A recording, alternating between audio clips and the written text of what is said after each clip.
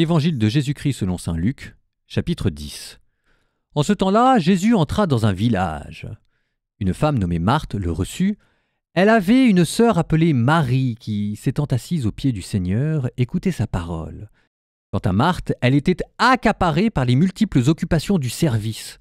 Elle intervint et dit « Seigneur, cela ne te fait rien que ma sœur m'ait laissé faire seule le service ? Dis-lui donc de m'aider. » Le Seigneur lui répondit « Marthe, Marthe, tu te donnes du souci et tu t'agites pour bien des choses. Une seule est nécessaire. Marie a choisi la meilleure part. Elle ne lui sera pas enlevée. »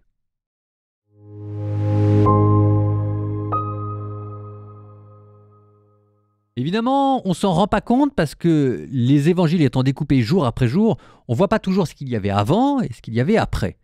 Bon, ce petit épisode entre Marthe et Marie que probablement vous connaissez déjà, ce qui est intéressant, c'est de se dire ce qu'il y avait juste avant. Et ce qu'il y avait juste avant, c'est ce qu'on avait entendu hier, c'est la parabole du bon samaritain. Et en fait, ce petit épisode entre Marthe et Marie est conçu comme un petit correctif sur la parabole du bon samaritain.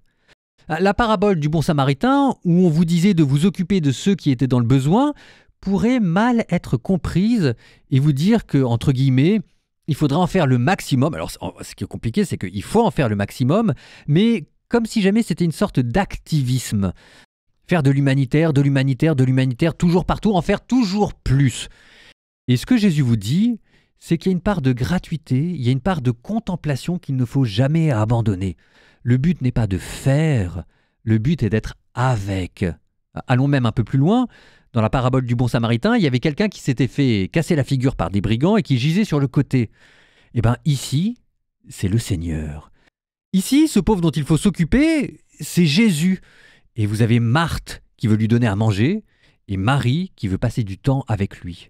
Eh bien, le bon samaritain d'aujourd'hui, c'est pas Marthe qui lui donne à manger, c'est Marie qui passe du temps avec lui. Ça me fait penser aux maraudes qu'il y a dans la Société Saint-Vincent de Paul, où à la fois on essaye de donner à manger aux gens, mais surtout, on passe du temps à parler aux pauvres qui sont dans la rue.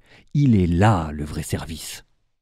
Alors, je termine avec la même question qu'hier.